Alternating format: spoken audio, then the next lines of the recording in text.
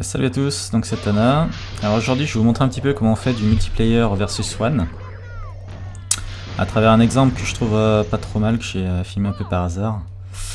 Alors la difficulté majeure du 3 ou 4 vs 1 comme c'est le cas ici, c'est de repérer un petit peu où sont les personnages. Donc première partie, on réapparaît, donc ici, paf, voilà. On réapparaît, première chose à faire c'est de voir combien ils sont. Donc là on regarde bien, on voit qu'il y en a 2, peut-être 3, on voit pas trop les effets lumineux. Bon, de toute façon, il y en a un quatrième qui est qui est pas là. Donc il est forcément, vu qu'on est à droite de la carte, il est forcément à gauche. Typiquement c'est une Reyna ou une Aisha qui est en train de recharger à mort. D'ailleurs on regarde, alors on n'a pas le temps, c'est vrai que ça va vite donc on n'a pas le temps de regarder, donc il faut savoir un petit peu ce qu'on a avant comme personnage. Ici on voit qu'on a 2 Aisha, un Elsword et une Rose, donc clairement il y a une Aisha qui est en train de recharger à mort sur la gauche. Donc deux stratégies possibles. La meilleure stratégie, si vous n'êtes pas sûr de vous, et puis si votre coéquipier vous ne connaissez pas, que vous n'êtes pas sûr qu'il puisse gérer, c'est de vous rabattre sur la droite et puis de balancer un Zord de zone. Vous en avez 3 sur 4, c'est déjà pas mal. Ou alors vous êtes joueur et vous allez essayer de chasser un petit peu l'autre qui est en train de recharger comme un porc. Donc là j'ai fait quoi? Là je choisis de partir en invue en toupie sur la gauche pour essayer de catcher la Aisha. Là, première situation de 4 versus 1. Deux stratégies possibles. On va en voir une première, c'est donc là on est par terre, de se relever par la droite et de balancer un gros skill de zone, typiquement un nouveau transcendé, ça peut être pas mal. Je pense que ce que j'ai dû choisir c'est ça, à droite, skill transcendé. Alors ici, on voit que le skill transcendé, on va en toucher que 3, donc ils vont partir sur la gauche faire leur petit bonhomme de chemin. Lauro, il s'appelle là, Lauro, je sais pas comment on a dit. Lui, je l'ai pas touché. Donc il va falloir le choper avant qu'il touche le sol. Pour ça, il faut faire un stop time. Plusieurs solutions, boost, etc. Là, une stratégie qui va être vraiment très efficace, ça va être de balancer le lotus. Pourquoi? Parce que le lotus va stopper le temps. Okay. Et deuxième effet qui se coule, tous ceux qui sont partis sur la droite, ils vont revenir. Donc ils vont se reprendre le lotus. Donc on leur en met 2 fois plus dans la gueule, et puis ça va, voilà, pendant qu'ils font jouer avec le lotus qu'ils se font avoir, nous on va avoir le temps de finir l'Oro. J'arrive pas avec son nom, je suis désolé. Donc voilà, c'est ce que je fais, lotus, hop, pendant ce temps je me l'enchaîne. Alors là, un truc qui n'était pas prévu, normalement, j'aurais eu le temps de partir en toupie avec lui, de l'emmener là-bas, les autres ils arrivent derrière, mais c'est pas un souci. Sauf que là, invue. Ah. Alors là, la stratégie, c'est, tant qu'il en a vu, on peut rien faire. Donc il va falloir charger à mort son mana, sauf si on en a déjà beaucoup, pour pouvoir lui balancer tout ce qu'on peut sur la figure. Donc quand il y a un Elsword qui part en invue comme ça, laissez-le tranquille dans son coin, allez voir les autres. Lui il veut être en invue, laissez-le tranquille, on va attendre que l'invue passe, et puis on va charger sur les autres, et on reviendra le voir un peu plus tard, quand il sera toujours en invue, mais que nous on sera chargé à mort, et on lui balance tout. Bon là malheureusement les autres sont du coup arrivés, ont eu le temps d'arriver. Heureusement mon coéquipier gère, heureusement. Et là, je me retrouve en situation avec tous les ennemis en face. Je balance un tigre. Pourquoi? Parce que en fait, on a en face, j'ai repéré que c'était une rose. Et c'est, Okonodera là, c'est une rose qui lag. Donc là, vous balancez un tigre, vous cherchez pas à comprendre. Pourquoi? Parce que le tigre, même s'il lag, peu importe comment il lag, on sait qu'à un moment donné, il va se le prendre dans la gueule, le tigre. Et nous, pendant ce temps, on en a vu. Donc c'est une bonne stratégie anti-lag ça. Vous avez un perso qui lag, vous balancez un tigre, il se le prend quoi qu'il arrive. Donc voilà, c'est ce qui s'est passé, avec un petit coup d'épaule, je pars en vague déchaînée, ouais. Toujours, hop. Alors, deuxième situation de 3v1. Là, situation où c'est plus nous qui sommes moteurs de cette situation, j'ai envie de dire. On n'est pas tombé au sol, et on a 3v1 qui... un perso qui nous arrive dessus. Contrairement à tout à l'heure où on était au sol. Donc là la stratégie ça va être de balancer plutôt le nouveau skill transcendé, celui-là. Hop, voilà. Ça c'est typique 3 versus 1, vous balancez ce skill là, si vous êtes debout, c'est très très efficace. Donc là encore un 3v1 winner grâce à ça. Bon là je balance un lotus, voilà, je change de position pour choper l'objet. Dès qu'il y a des objets vous les chopez, hein. Cherchez pas à comprendre, ça peut toujours aider. Alors, donc là, ouais, oppression parce qu'il m'arrive dessus. Je repars en skill. Donc là, pareil. Troisième situation de 3v1 intéressante. Invue respawn. Donc on était en 2 V1, dont un invu respawn, et là on a 2 invus respawn. Donc là, même stratégie que tout à l'heure, on balance, la stratégie la plus efficace, c'est de balancer ce fameux skill transcendé. Donc ça nous permet de temporiser et de se barrer sur la gauche. Et comme l'autre, le quatrième, il est arrivé pendant ce temps, et que nous on est sur la gauche, bah on va balancer l'autre skill transcendé au sol pour les enchaîner. Donc le skill transcendé, 2 zones. Hop, voilà. Ça en emmène 3 sur 4.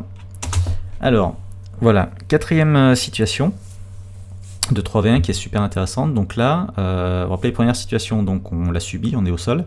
Deuxième situation, on l'a subi pas, on est debout, mais enfin on n'a pas choisi. Là on l'a choisi délibérément. On va attaquer les 4. J'en enchaîne 2 avec les vagues déchaînées. Les 2 autres sont en haut, on ne sait pas trop comment ils vont réagir. Ils vont certainement, vu qu'ils sont libres, essayer d'attaquer. Sauf que, bon, la rose, elle tire, elle va tirer tout droit ou un truc comme ça. L'autre, on ne sait pas trop ce que c'est, mais il y a très peu de persos qui peuvent tirer vers le bas. Donc, stratégie, ça va être de passer le plus rapidement possible dessous. Donc les vagues déchaînées, ça les emmène, c'est très bien. Donc là, comment j'y arrive dessous? Ah oui, coup d'épaule. Je passe coup d'épaule dessous. C'est pas mal aussi. Effectivement, la rose avait tiré, heureusement. Et donc je me retrouve sous eux. Donc ils peuvent rien faire. Donc là, on n'a plus qu'à enchaîner. Soit en lotus, soit stratégie comme ici. Alors le lotus, ça aurait été pas mal aussi. Hein. Mais ici, je choisis de partir en toupie parce que je suis en invue. Et je me retrouve dans la situation 4v1 où j'en ai 2 contre le mur et 2 derrière moi. Donc ça, c'est très bien pour une Ara. Alors pour tous les autres personnages, je pense que ça va être un peu chaud à gérer. Mais pour les Aras, c'est génial. Parce que là, on peut balancer soit le nouveau skill transcendé, soit le lotus pour figer le temps. Et du coup, soit vraiment s'ils sont plus près, là c'est pas le cas. Mais s'ils étaient un tout petit peu plus près, les 2 de derrière, on aurait pu balancer le tigre. Ce qui les aurait figés, alors là c'était carnage. Donc là je pense que j'ai dû choisir soit le lotus, soit le transcendé. J'ai choisi le transcendé, je passe derrière eux. Je balance le lotus sur le 4ème pour l'envoyer un petit peu à perpète sur mon coéquipier, qui s'en occupera. Et je vais m'occuper des 3. Comment je m'occupe des 3? Ben classique, hein, avec les coups d'épaule, voilà. Donc là ils sont morts, ils peuvent rien faire. Le 4ème revient. J'ai eu le temps de charger sur ces 3 en les bousillant. J'ai remonté mon mana, ce qui me permet et mes sphères, ce qui me permet de balancer l'oppression. Et j'ai plus qu'à m'occuper du 4ème. Invue respawn. 4ème situation. 3 invus respawn. 1 pas invu. Très compliqué à gérer. Il faut partir au plus vite. Si vous êtes en toupie comme là, bah vous êtes dans la merde. Donc essayez de balancer le skill transcendé ou un skill de stop time pour vous en sortir. Soit le lotus, là je l'ai pas, donc peut-être skill transcendé. Comment je m'en suis sorti? Ouais, skill transcendé. Ce qui me permet d'éviter la lame lunaire et tout ce qu'ils vont me balancer dessus, parce que là ils viennent de réapparaître, donc ils sont chargés à mort là, en plus, et ils sont bien remontés. Donc ça permet de temporiser et de se barrer au plus vite. Chose que j'ai pas réussi à faire parce que l'Oro m'a chopé. Bien joué de son côté. Et ils m'ont eu, ouais. Donc là, situation comme ça, il faut se barrer au plus vite. Il n'y a pas d'autre choix. Chose que j'ai pas réussi à faire. Ils ont vraiment bien joué. Ouais, j'ai vraiment eu beaucoup de chance là. Ouais, donc là, la stratégie, ça va être, si vous avez des coéquipiers qui gèrent, vous focussez l'Aïcha. Vous cherchez même pas à comprendre, vous allez direct sur l'Aïcha, parce que vous savez qu'elle va vous poser des problèmes. Elle est bien tranquille en plus, elle recharge tranquille dans son coin, puis après elle arrive, elle balance tout. Donc ça va vite nous poser problème. Donc il faut vraiment que quelqu'un le focus, alors, que ce soit après, suivant les personnes, vous le sentez, hein, si y en a qui sont bien remontés contre les 3, vous le laissez aller sur les 3, et puis vous prenez l'Aïcha. Ou si vous sentez que votre équipe elle gère pas, bah, vous êtes obligé quand même de prendre les 3, mais ça va être compliqué, quoi. Vous savez qu'elle va vous faire chier pendant toute la partie, quoi.